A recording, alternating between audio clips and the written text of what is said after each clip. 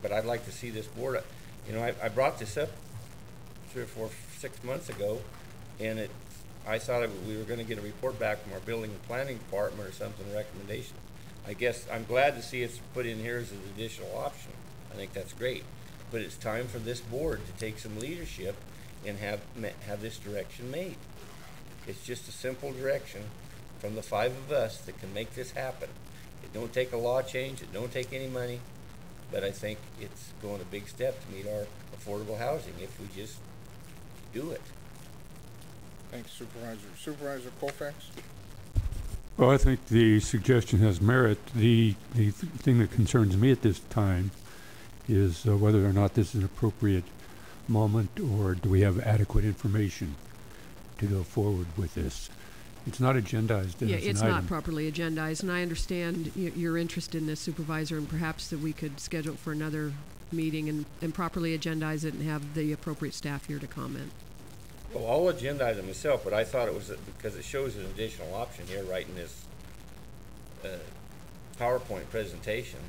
So I thought it was totally appropriate to bring it up here.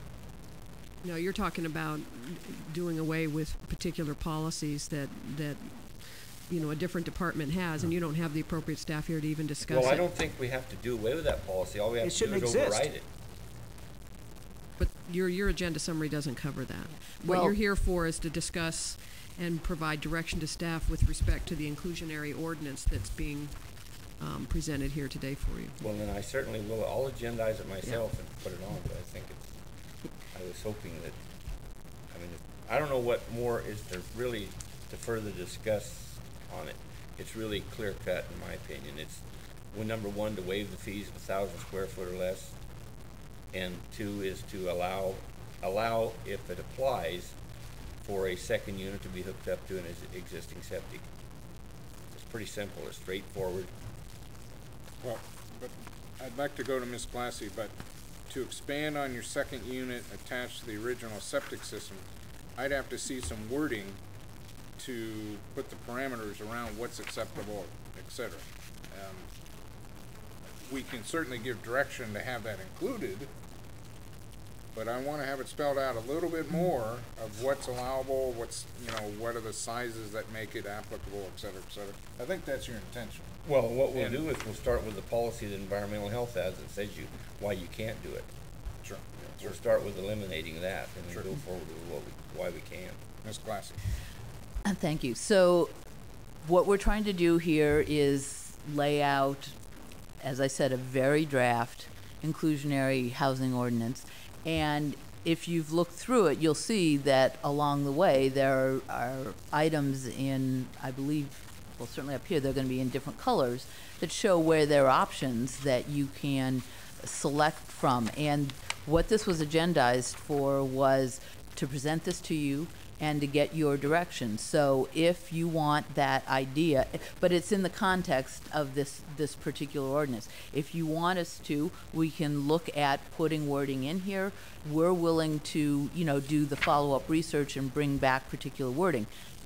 Now, you can always kind of pull it out and deal with it separately if you want. Our particular interest from the planning team standpoint is that it all fits together, and quite frankly that you get credit for this as part of an inclusionary housing ordinance. So I think what we'd appreciated is direction that we can then include and bring back to you. Okay.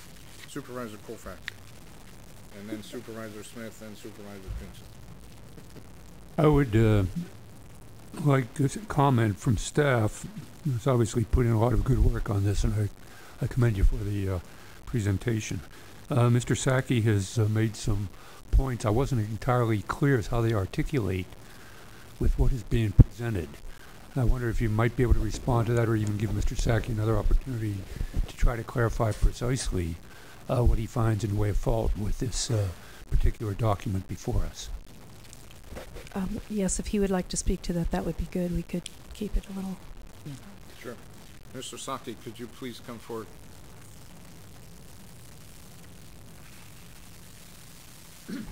Thank you.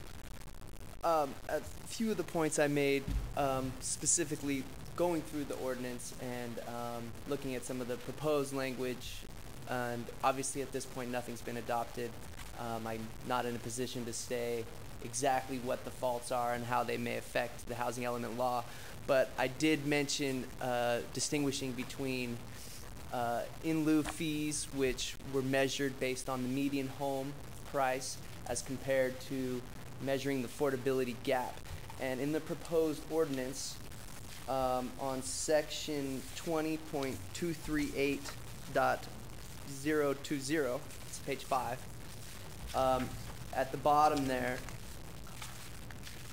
let's see, there's an example of how an affordable gap in lieu fee is equated, or an equation, how it's calculated at the bottom here. And we think this type of regulation will result in the development of affordable housing that will actually bring the housing element into compliance with the state law requirements, with the regional housing need allocation that's been assigned the county by the state. That's one example. Do you have any particular other questions that I know I kind of raced through my comments up here earlier? Through the chair. Sure. There was one reference to zoning, and I wasn't sure whether you were raising a question of requiring or expecting the ordinance should incorporate a rezoning clause, or maybe I'm reading too much into your comments. Yeah, and I think, potentially I misspoke.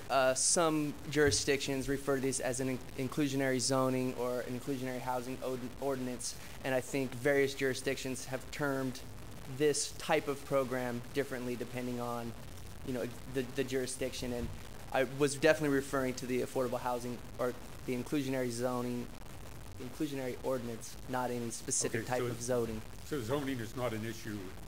Current zoning is not So long as current something on the zoning table. supports this type of development, then I think that there's no question. Thank you. Very much. I got a question For this Yeah. person? Right. Sir, oh, Kendall, go ahead. Go ahead. No, go ahead. Well, I'm confused with this. An ordinance is a law. How can you have a voluntary law? Well, there is some of these inclusionary ordinances that rather than say you must do this, it's purely based on incentives. And the builder has the option of building the housing and taking advantage of the incentives that are available, or just not producing the affordable housing, and thus not getting the benefit of the incentives. But either or, to do this or to do that, that's not really voluntary. Well, the distinction is based on you must develop affordable housing or one of the alternative in lieu fees, things of that nature. Not you have the option of taking advantage of these incentives. But the option is you must do this or you must pay this. I mean, to me, that's not voluntary. That's mandatory. Yeah. That is mandatory. So why is this word voluntary in here? Well, there are some jurisdictions that have what's a voluntary ordinance in that they may proceed with their development without concerns of any of the incentives that are available and they may just develop the property as they choose. They don't get any of the streamlining, they don't get any of the density bonuses, they don't do this, but there's no requirement that they actually develop or pay fees in lieu for affordable housing. Thank you. Supervisor Smith. Thank you. Mr. Saki, question for you since you're there. Are you at all familiar with how Sonoma County handles this issue of inclusionary housing? I am becoming more familiar as we speak. I'm not very well versed. I'm a fairly new attorney in the area, but I know that Sonoma County has 20% inclusionary housing ordinance, that they have